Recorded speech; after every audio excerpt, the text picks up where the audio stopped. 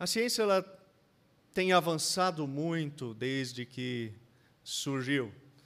Novas descobertas na biologia, na química e na física têm sido realizadas a cada instante. E, mediante isso, alguns têm acreditado que a ciência pode, de repente, acabar com a existência de Deus ou com a fé, e particularmente nesta manhã gostaria de falar com a fé cristã. Parece que cada avanço da ciência é mais um prego no caixão da fé cristã. Richard Dawkins, por exemplo, é um dos grandes expoentes deste pensamento, e ele diz que a ciência tem destruído totalmente a fé em Deus, relegando-os à periferia da cultura, onde é então abraçado por fanáticos iludidos.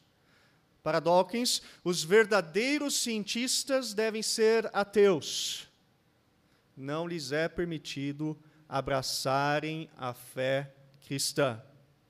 Mas será que isso é realmente verdade? Será que a ciência tem refutado a fé cristã? Acredito que não. E gostaria de lhes dar hoje 3 razões pelas quais a ciência não tem refutado a fé cristã. A primeira delas é que a fé cristã fornece um solo adequado para que a ciência possa se desenvolver de forma sustentável. Dessa forma, a ciência ela não pode refutar a fé cristã, pois é a própria fé cristã que fornece o solo adequado para que a ciência possa se desenvolver de forma sustentável. O aspecto mais curioso da ciência é que ela existe. Ela não é uma instituição que existiu eternamente, mas de algum tempo no passado ela foi criada, inventada. E para que ela pudesse ser criada e depois crescer e se desenvolver de forma sustentável, foi necessário que ela possuísse um solo adequado. Um solo que possua certas características. Conforme nós vimos ontem, existe uma série dessas características, existe uma série desses pressupostos filosóficos que tornam a ciência possível de acontecer. Mas qual é este solo? Quem garante a existência desse solo com essas características especiais? A fé cristã. A ciência, ela não surgiu na Europa, ela não surgiu na África, ela não surgiu na América, ela não surgiu na Ásia, mas ela surgiu na Europa ocidental, numa cultura permeada com a fé cristã. Quais foram essas características especiais da fé cristã que garantem ou garantiram que a ciência pudesse nascer e se desenvolver de forma sustentável? Bem, existem diversas delas, conforme nós vimos ontem, mas eu gostaria de hoje destacar 2 dessas características. E eu gostaria de fazer um contraste com outras visões de mundo e mostrar como não é possível que a ciência pudesse nascer e se desenvolver de forma sustentável nestas outras visões de mundo, ou como elas não possuem uma justificativa adequada para que a ciência pudesse nascer e se desenvolver nestas outras visões de mundo. A primeira delas é que a natureza é racional, sendo governada por leis matemáticas. Conforme eu disse ontem, a ciência precisa pressupor que existe uma ordem na natureza. Esta é uma admissão que a ciência precisa fazer a priori. Ela não somente precisa pressupor que existe essa ordem na natureza, mas ela também precisa pressupor que essa ordem obedece a certas leis. Aquilo que nós conhecemos como as leis da natureza. Mas o que tem impressionado mais ainda os cientistas é que a ciência não somente é racional, possui uma certa ordem e que obedece a leis, mas que essas leis elas podem ser escritas numa linguagem especial, que é a matemática. O físico Eugene Wigner, por exemplo, o Prêmio Nobel de Física, confessa que a base matemática da natureza é algo que beira o misterioso. E não há explicação racional para isso. É um artigo de fé. O renomado físico norte-americano Richard, ganhador do Prêmio Nobel de Física, um ateu, confessa: o porquê a natureza é matemática é um mistério. O fato que, afinal, há regras é um tipo de milagre. Ora, nós vimos ontem que muito da matemática que foi desenvolvida de forma extremamente pura, não pensando em nenhuma aplicação, ela pode, de uma forma misteriosa, ser aplicada às ciências naturais. E não há nenhuma razão específica para nós crermos que isso seja verdadeiro.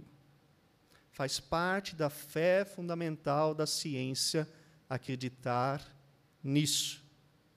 Mas qual é, então, a origem dessa crença de que a natureza é ordenada, que ela é governada por leis e que essas leis podem ser escritas numa linguagem matemática?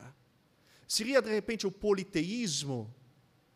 Ora, o politeísmo assume que existem diferentes deuses e que cada deus governa lá o seu reinado, o seu reino, tem o seu reino. E que cada deus, então cada um desses deusinhos, ele estabelece as leis do seu próprio reino. Então nós vemos imediatamente que não é possível, no politeísmo, admitindo a existência de diversos deuses, que a ciência possa admitir que existe a racionalidade na natureza e que nós podemos encontrar leis universais na natureza. Seria, de repente, o panteísmo? Também não, porque no panteísmo a natureza se mistura com Deus. Não há nenhum Deus exterior à natureza que pode estabelecer leis na natureza. Esta é uma das razões pelas quais o marxista convicto disse que a ciência não conseguiu se desenvolver de uma forma sustentável na China, por exemplo. Diz o marxista, não havia segurança de que o código de leis da natureza pudesse ser revelado e interpretado, pois não havia garantia de que um ser divino, muito mais racional do que nós, tivesse uma vez formulado um código tal que fôssemos aptos a interpretar. Então, a ciência também não pôde se desenvolver de uma forma sustentável no panteísmo. E esta é a única razão pela qual esse marxista acredita que a ciência não continuou se desenvolvendo na China, que estava tendo um desenvolvimento formidável. A origem da convicção na racionalidade da natureza e na existência de leis da natureza está na fé cristã.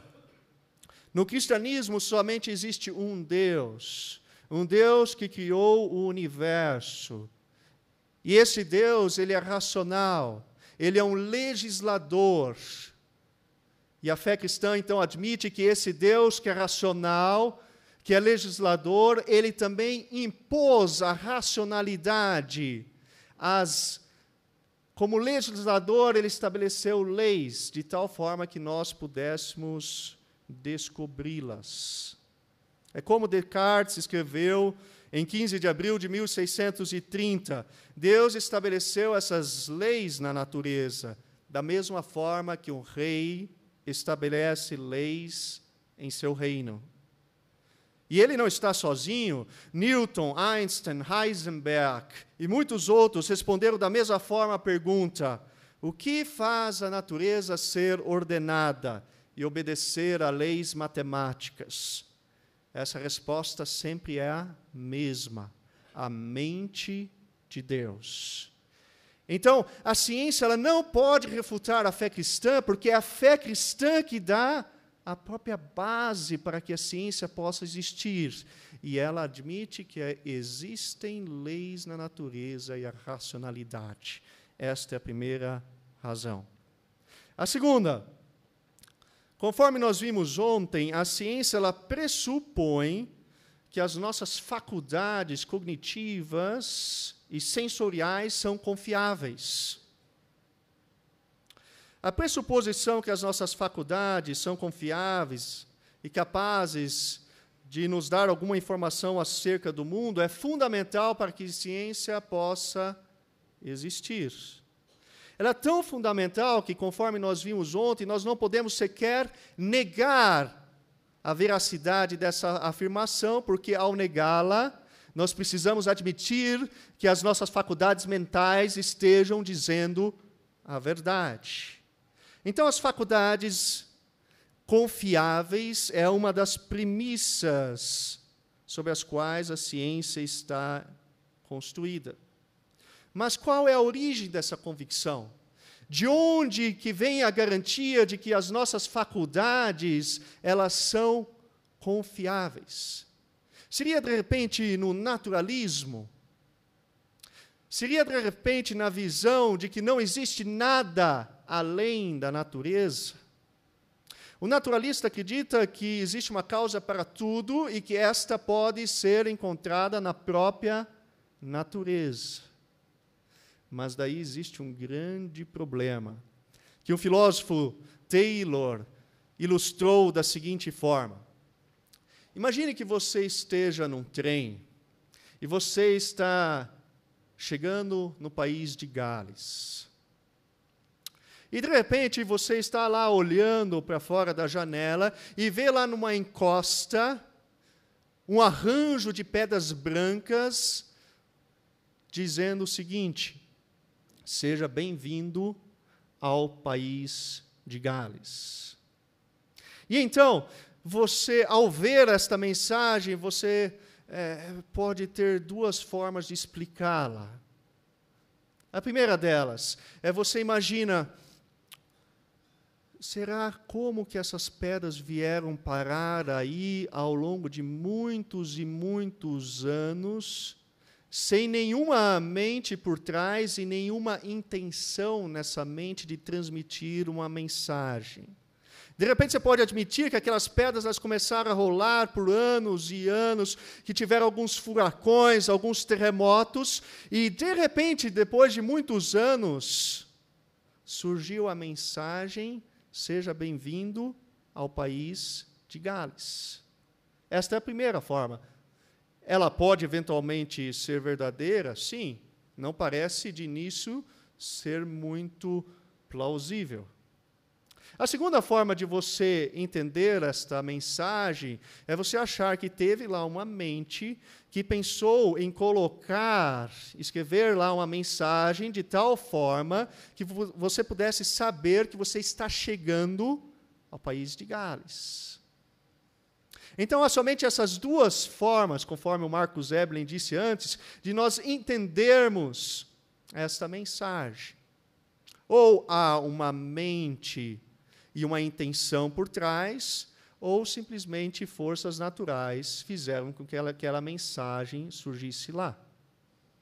Imagine, por alguns instantes, que você admita que aquela mensagem chegou lá por forças naturais, terremotos, furacões e assim por diante. Neste caso, você não tem nenhuma razão para acreditar que a mensagem seja verdadeira. Você não tem nenhuma razão para acreditar que, de fato, você está chegando ao país de Gales, apesar de você estar chegando lá. Já se você admite que há uma intenção por trás, uma inteligência por trás dessa mensagem, então essa mensagem ela é confiável. Você pode, de fato, acreditar nela e, ao lê-la, você diz, opa, eu estou chegando país de Gales. Agora, imagine que essas pedras, esse arranjo de pedras, sejam as suas faculdades. Por que deveria ser diferente? Se as nossas faculdades são o resultado simplesmente da atuação de forças naturais, então elas podem até ser complexas, elas podem até ser maravilhosas, mas não há nenhuma razão para nós acreditarmos que elas vão nos dizer a verdade. Enquanto que o cristianismo, ele admite que as nossas faculdades, elas foram criadas por um Deus que houve uma mente por trás, houve uma intenção por trás, e que nós fomos criados à imagem do próprio Deus, e que por essa razão nós podemos até errar ao usar as nossas faculdades, mas elas são confiáveis para nos transmitir a verdade. Assim, o naturalismo, ele não fornece uma justificativa adequada para a ciência existir, mas o cristianismo, ele fornece a premissa adequada para que a ciência possa existir. E é por essa razão que a ciência não tem refutado a fé cristã, pois é a própria fé cristã que fornece o solo adequado para que a ciência possa existir. Poderíamos continuar falando de todas as premissas que nós vimos ontem, a uniformidade da natureza, a inteligibilidade da natureza, a questão da natureza ser digna de estudo, porque apesar de às vezes ela ser racional, de nós encontrarmos leis nela, não há nenhuma razão para nós acreditarmos que ela seja digna de ser estudada, e assim por diante. E em todas essas premissas, nós vamos encontrar um sólido fundamento na fé cristã, uma justificativa adequada para que a ciência possa existir. Então, a ciência tem refutado a fé cristã? De forma nenhuma, porque a própria fé cristã, que é a garantia para que os pressupostos da ciência possam existir. Mas, então, você talvez pense, mas será que não existem outros fatores que influenciaram o surgimento da ciência? Pode ser que sim. Será que, de repente, a ciência não pode ter surgido em um outro contexto? De repente, sim. Mas fato é que ela surgiu numa cultura permeada com a fé cristã. E que se ela tivesse surgido em qualquer outro tipo de visão, ela não teria uma justificativa adequada para existir, a qual nós encontramos na fé cristã. Então, a primeira razão pela qual a ciência não tem refutado a fé cristã é porque a própria fé cristã é que dá garantia aos pressupostos da ciência, de tal forma que a ciência possa existir. A segunda razão. A segunda razão pela qual a ciência não pode refutar a fé cristã é porque ela não consegue refutar a essência da fé cristã. A ciência simplesmente não consegue refutar a essência da fé cristã. Em sua essência, a fé cristã, ela responde às seguintes perguntas: de onde viemos? Quem somos? Por que estamos aqui? Como devemos viver? Para onde vamos? São as questões últimas que tornam a vida digna de ser vivida. Entretanto, segundo o presidente da sociedade que reúne os principais cientistas da Inglaterra, Martin, essas questões elas estão além da ciência. Elas estão fora do escopo da ciência. Talvez isso fique um pouco claro ao analisarmos uma ilustração que John Lennox, professor da Universidade de Oxford, cita em seu livro Por que a ciência não consegue enterrar Deus? Ele diz, imagine que você tenha uma tia e que a sua tia faça lá um delicioso bolo. Um bolo de chocolate. E então agora você deseja conhecer tudo acerca desse bolo. E você então convida os melhores cientistas do mundo, o melhor químico, você convida lá o Marcus Eberlin, da Universidade de Campinas, convida o melhor físico, o melhor biólogo e assim por diante, para que possam avaliar o bolo, investigá-lo, de tal forma que você possa conhecê-lo completamente. E então, cada cientista vai para o seu laboratório e começa a investigá-lo. Depois de algum tempo, você reúne novamente todos os cientistas e eles vêm lá com o seu relatório científico. E alguém diz lá, olha, eu encontrei nesse bolo 3.000 quilocalorias, 404 gramas de carboidratos, 33 gramas de proteínas e assim por diante. O engenheiro de alimentos diz qual é a dureza da superfície do bolo, qual é a porcentagem, de repente, de água que o bolo perdeu em 10 dias e assim por diante. O físico diz quais são as partículas elementares pertencentes ao bolo. O matemático ele sabe descrever, modelar matematicamente essas partículas elementares e assim por diante. Então, aparentemente, você conhece todo o bolo. Mas então você faz uma pergunta a eles. Por que o bolo foi feito? Por que o bolo foi feito? O sorriso na boca da tia Matilda indica a razão pela qual o bolo foi feito. Mas, mesmo que você reúna todos os cientistas do mundo, eles não serão capazes de responder por que o bolo foi feito. O significado do bolo transcende o bolo.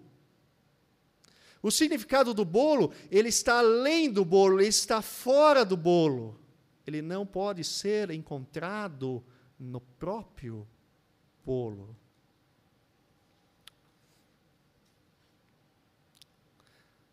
Agora imagine que o bolo seja o universo. E então você reúne todos os cientistas e eles começam a investigar cada parte do universo. Então o físico explica todas as partículas elementares, o químico explica os elementos existentes, o matemático consegue modelar todo o universo. E agora você pergunta, mas por que o universo existe? Nenhum cientista é capaz de responder essa pergunta, porque o significado, a resposta, ela está além do universo. Ela transcende o universo. O único meio satisfatório de responder essa pergunta, vamos pensar inicialmente no bolo, é você perguntar para quem fez o bolo. Perguntar para a tia Matilda a razão pela qual ela fez o bolo. E ela então vai lhe revelar o porquê ela fez aquele bolo. Da mesma forma, no universo. O significado, a razão pela qual o universo foi feito, necessariamente transcende o universo. E a única forma de nós obtermos a resposta por que o universo foi feito é nós perguntarmos para o Criador do universo. É necessário que o Criador do universo revele a razão pela qual ele fez o universo. E na fé cristã nós acreditamos que esta revelação está na Bíblia. Que a Bíblia responde à razão pela qual Deus fez o universo. E nela nós encontramos claramente explícito que Deus criou o universo para a sua própria glória. Então, a única coisa que nós deveríamos fazer é procurar investigar com todas as nossas forças o universo para a glória de Deus. E foi isso que os grandes cientistas do passado fizeram. Pense em Kepler, Newton e todos os outros, quando investigaram a ciência, eles fizeram isso para a glória de Deus, porque eles entendiam que a própria ciência não poderia responder à pergunta: por que o universo existe? O exemplo apresentado mostra que a ciência não pode refutar a fé cristã, porque ela não consegue dizer nada em relação à essência da fé cristã. Ela não consegue responder uma pergunta simples: por que o universo foi feito? Da mesma forma, ela não responde de onde viemos, para onde vamos, como devemos viver, quem somos. Todas essas perguntas estão fora do escopo da ciência, e é por essa razão que a ciência não pode refutar a fé cristã. Então, em primeiro lugar, a ciência não pode refutar a fé cristã, por quê?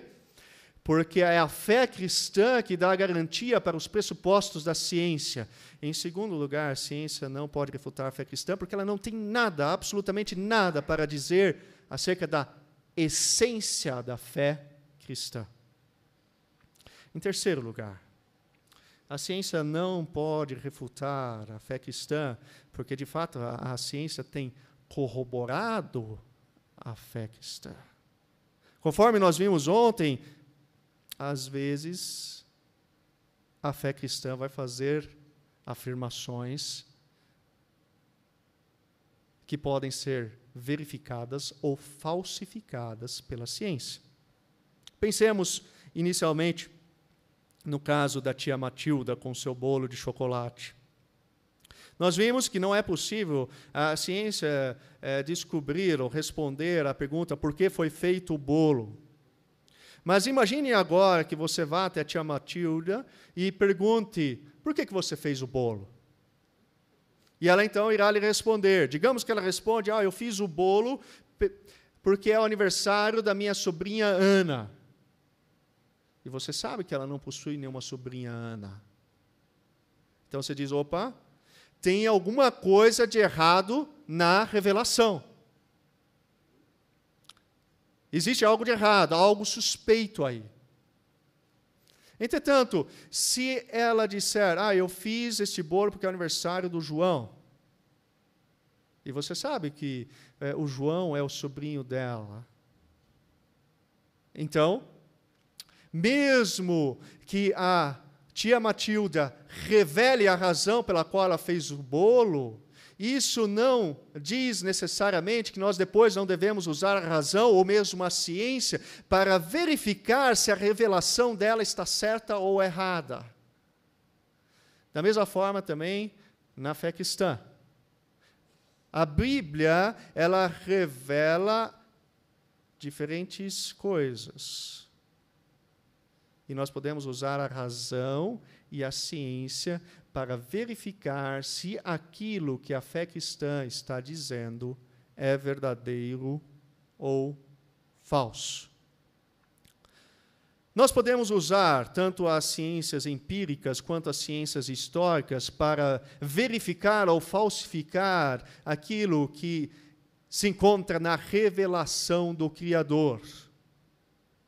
Mas, usualmente, nós utilizamos aquilo que nós conhecemos como as ciências históricas, aquelas que investigam o passado, as singularidades, aqueles eventos que não podem se repetir.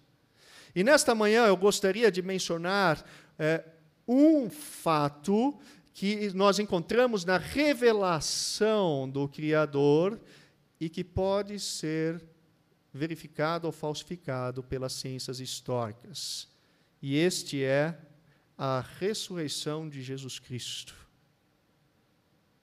Na revelação, nós encontramos que existiu um homem chamado Jesus, que veio a este mundo, viveu de uma forma plenamente perfeita, obedecendo à lei de Deus, e que este homem dizia ser o próprio Deus, e que um dia ele morreu na cruz, e que, após ter sido crucificado, ressuscitou ao terceiro dia e estava novamente vivo, andando pelas ruas de Israel. Será que isto que a revelação de Deus está dizendo é igual à história de Ana, que pode ser falsificada, ou é igual à história de João, que as ciências históricas podem, então, comprovar a veracidade dela? Bem, vamos investigar, então. Vamos ver o que dizem as ciências históricas a este respeito. Gary Habermas, um dos maiores especialistas na ressurreição de Jesus Cristo, ele menciona pelo menos 4 fatos históricos que mostram que a ressurreição de Jesus Cristo é verdadeira. São fatos que os estudiosos de uma grande gama de áreas concordam, mesmo os mais céticos. E eu gostaria de rapidamente apresentá-los. O primeiro fato é que Jesus foi crucificado. Para Jesus ter ressuscitado, é necessário que ele tivesse necessariamente morrido. A crucificação era uma forma extremamente comum naquela época, principalmente para punir membros do baixo clero, escravos, traidores da pátria, rebeldes violentos. Era o tipo de morte mais terrível que existia naquela época. E esta morte, a Bíblia diz que foi reservada a Jesus. A crucificação dele é registrada em Mateus, Marcos, Lucas e João e por outros escritores do Novo Testamento. Adicionalmente, diferentes fontes não cristãs também mencionam a crucificação de Jesus Cristo. Tácito, por exemplo, um escritor romano, no ano de 115, escreveu que Nero reprimiu sua culpa e infligiu as mais requintadas torturas numa classe detestada por suas abominações, chamados de cristãos pela população. Cristos, disse Tácito, de quem se origina o nome de cristão, sofreu a pena capital durante o reinado de Tibério pelas mãos de um de nossos procuradores, Pôncio Pilatos. É possível, portanto, observar que a morte de Jesus Cristo na cruz possui ampla evidência e não pode ser negado. Até mesmo John, um pesquisador extremamente crítico do Seminário de Jesus, afirma que ele, Jesus, foi crucificado é tão certo quanto qualquer fato histórico pode ser. Portanto, o primeiro fato importante acerca da ressurreição de Jesus Cristo é que ele foi crucificado. O segundo fato importante é que os discípulos de Jesus afirmaram tê-lo visto e eles creram que viram a Jesus vivo após ter sido morto numa cruz. Vamos primeiro pensar um pouco no fato de que os discípulos afirmaram que viram a Jesus. Essa conclusão ela pode ser obtida a partir de 9 fontes antigas e independentes, que nós podemos dividir em 3 categorias. A primeira delas, a primeira categoria é Paulo. Paulo era um dos líderes da igreja primitiva. Ele foi um dos apóstolos. É uma grande autoridade naqueles tempos. E Paulo conhecia pessoalmente as autoridades religiosas do cristianismo em Jerusalém, tais como Pedro, Tiago e João. E ele diz em seus escritos, de fato, na carta que ele escreve à igreja que se reunia na cidade de Corinto, que os discípulos viram a Jesus ressurreto. Dessa forma, Paulo é a primeira testemunha do fato de que os discípulos viram a Jesus ressurreto. A segunda categoria são as tradições orais. Os antigos, eles não possuíam todas as ferramentas que nós possuímos hoje para guardar a informação e transmiti-la adiante. Dessa forma, eles utilizavam a tradição oral para ensinar outras pessoas ou para manter a informação. E essas tradições orais, elas eram cuidadosamente preparadas. E elas incluem hinos, credos, resumos de histórias e poesias. Eram formas que eles encontravam para, de uma forma simples e fácil de memorizar, levar adiante a informação. Em algumas situações, os escritores do Novo Testamento, eles pegaram essas tradições orais e colocaram em seus textos. E uma dessas tradições orais, nós também encontramos na carta que Paulo escreveu à igreja em Corinto. E nesta tradição oral, Paulo diz que os discípulos afirmaram ter visto a Jesus. E esta tradição é bem antiga.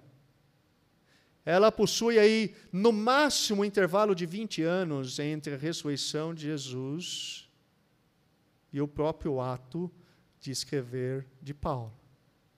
Mas, como necessariamente ela precisa ter existido antes de Paulo ter escrevido a sua carta, então muitos pesquisadores acreditam que ela está entre 2 a 8 anos após a ressurreição de Jesus. Então, a tradição oral é um testemunho para o fato de que os discípulos viram a Jesus vivo após ter sido morto. Finalmente, as tradições escritas. Mateus, Marcos, Lucas, João, todos eles registram que viram a Jesus ressurreto dentre os mortos. E os livros deles, os textos deles foram escritos num período de, no máximo, 70 anos após a ressurreição de Jesus. Não somente eles, mas os líderes dos cristãos que sucederam os apóstolos também registraram que os discípulos haviam visto Jesus ressurreto dentre os mortos. Portanto, é inegável o fato de que os discípulos viram a Jesus vivo, depois de ter sido morto. Mas, conforme eu disse antes, eles não somente viram a Jesus vivo, mas eles creram que, de fato, Jesus havia ressuscitado dentre os mortos. Quando Jesus foi preso e depois morto, todos os discípulos abandonaram Jesus.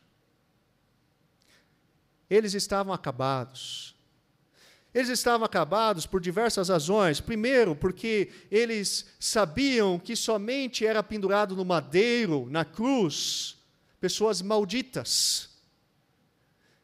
E que por Jesus ter sido crucificado, então ele era um maldito, ele não podia de forma nenhuma ser o Messias a quem eles esperavam. Eles também estavam acabados porque Jesus foi sepultado. E eles acreditavam que o ungido de Deus não podia ver a corrupção. Assim, quando, depois de 3 dias, eles viram Jesus ressurreto dentre os mortos, deu uma virada geral na vida deles, e eles, de repente, começaram a abandonar as suas profissões e a propagar para todos os cantos que Jesus, ele tinha morrido, mas que ele tinha ressurgido dentre os mortos após 3 dias. E que eles eram testemunhas deste fato. Destaco novamente, eles não somente declararam que viram a Jesus, mas eles também acreditaram que Jesus, de fato, havia ressuscitado dentre os mortos. Então, o segundo fato histórico bem comprovado é que os discípulos viram a Jesus e que eles creram nessa mensagem. O terceiro fato histórico bem comprovado é a conversão de 2 pessoas extremamente céticas, Tiago e Paulo.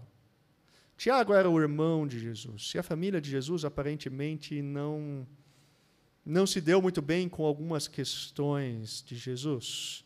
Em algumas situações, eles chegavam a confrontar a Jesus. E isso era, de certa forma, embaraçoso. Porque era embaraçoso um rabino, tal como as pessoas admitiam ser Jesus, ser desprezado pela sua própria família. Mas o que nós vemos acontecer com Tiago após a ressurreição de Jesus é impressionante. Porque, de repente, nós vemos depois registros no Novo Testamento dizendo que Tiago é um dos líderes da igreja e que ele é um dos seguidores de Jesus. E não somente isso, mas que ele esteve disposto a morrer sendo torturado pelo seu irmão que antes ele havia rejeitado. Por quê? Paulo responde, porque Tiago viu a Jesus ressurreto. Um segundo cético era Paulo. Paulo era um dos grandes judeus daquela época. Ele abraçava com todas as forças o judaísmo. E ele ia contra tudo e todos que traziam uma crença que fosse contrária dele. E o cristianismo era uma crença contrária que ele possuía. Portanto, ele começou a perseguir os cristãos. E não somente persegui-los, mas também executá-los. E, de repente, de uma hora para outra, Paulo passa de um perseguidor, de um executor de cristãos, a uma pessoa que começa a propagar a mesma mensagem que aquelas pessoas que ele perseguia e executava. Ele não somente começou a anunciar a mesma mensagem, ele começou a se identificar com as mesmas pessoas, ele começou a ser perseguido por isso, e ele inclusive foi morto por causa disso. Então, Paulo é uma evidência muito forte para a ressurreição de Jesus Cristo. Os céticos, Tiago e Paulo, a conversão deles é um fato histórico plenamente comprovado. Finalmente, nós vamos para o quarto fato histórico bem comprovado, que é o túmulo vazio. No terceiro dia, após a morte de Jesus na cruz, o túmulo foi encontrado vazio. E há pelo menos 3 razões fortes pelas quais nós podemos dizer que o túmulo foi de fato encontrado vazio. Vamos a elas. Primeiro, o testemunho dos inimigos. O testemunho dos inimigos. Imediatamente após a ressurreição de Jesus, houve uma disputa entre os seguidores de Jesus, os discípulos de Jesus, e os inimigos de Jesus, isto é, os líderes judeus e romanos que haviam mandado matar a Jesus. E durante a disputa, os discípulos de Jesus diziam algo como isso: Jesus ressuscitou. E os inimigos diziam: não, nada disso. Foram vocês que roubaram o corpo de Jesus. E a isso, então, os discípulos responderam: não pode ser. Não pode ser verdade isso. Eles roubaram o corpo de Jesus. Vocês é que foram lá e roubaram o corpo de Jesus. A isso os discípulos, então, responderam: mas como nós poderíamos ter roubado se existiam guardas lá? Não, eles disseram, os líderes dos judeus, vocês subornaram esses guardas. E assim a coisa foi indo. Uma argumentação atrás da outra. Mas o que nós vemos em toda essa disputa, que ambos os lados concordavam que o túmulo estava vazio. Nenhum dos dois lados, em nenhum momento, admitiu que o túmulo possuía o corpo de Jesus. Por quê? Porque todos eles sabiam que, de fato, o túmulo estava vazio.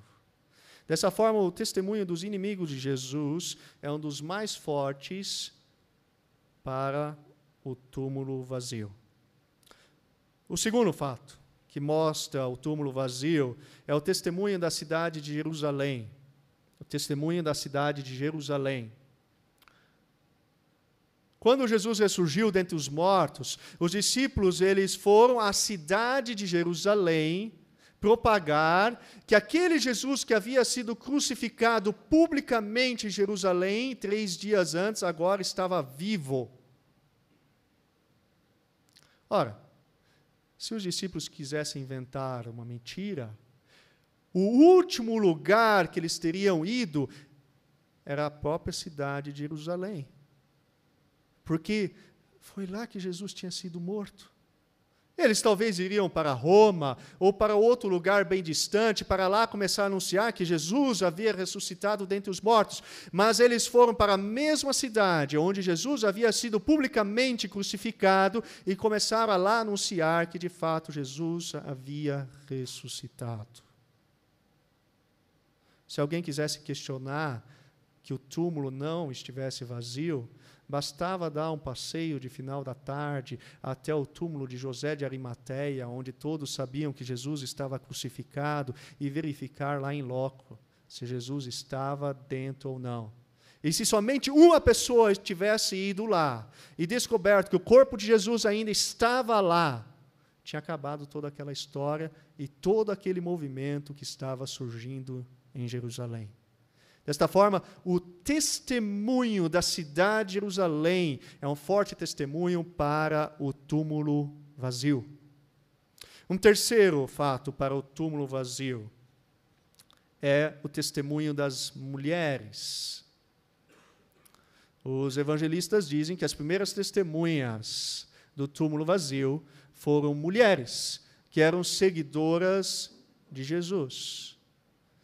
Mas naquela época, as mulheres eram totalmente desprezadas, o testemunho delas era considerado totalmente sem valor, tanto por judeus quanto por romanos.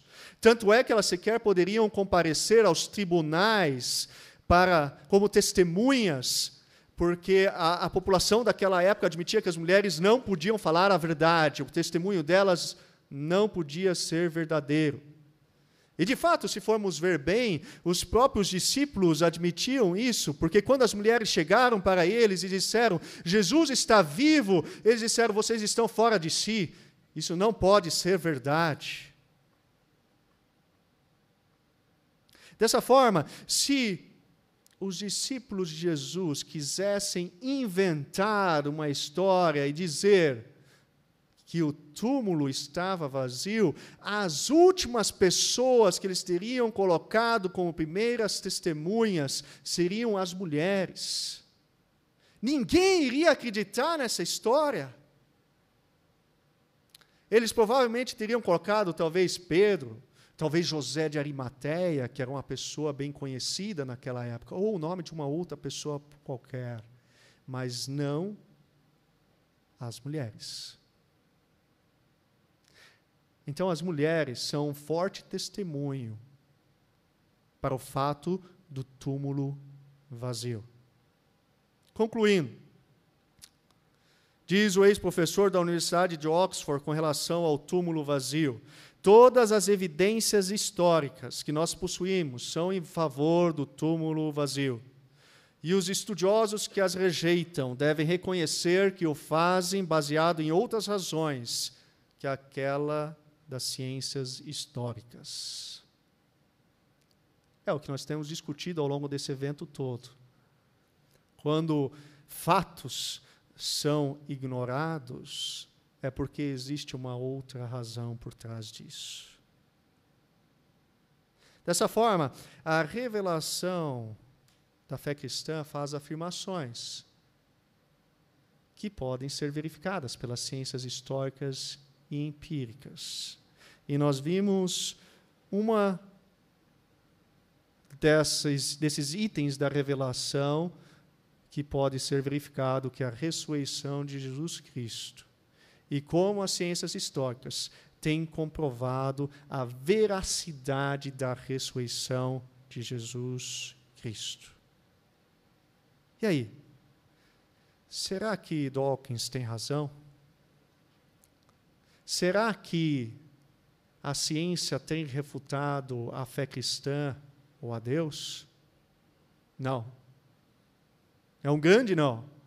Porque a fé cristã é que dá a garantia dos pressupostos da ciência. A ciência não pode refutar a essência da fé cristã. E a ciência tem corroborado aquilo que a fé cristã tem dito em sua revelação. Qualquer informações a mais, vocês podem encontrar nesse blog que eu mantenho, origemdestino.org.br/blog, onde eu às vezes lanço algumas informações que também dizem a esse respeito. Inclusive, vocês podem ler lá uma entrevista com o professor Marcos Eberlin também.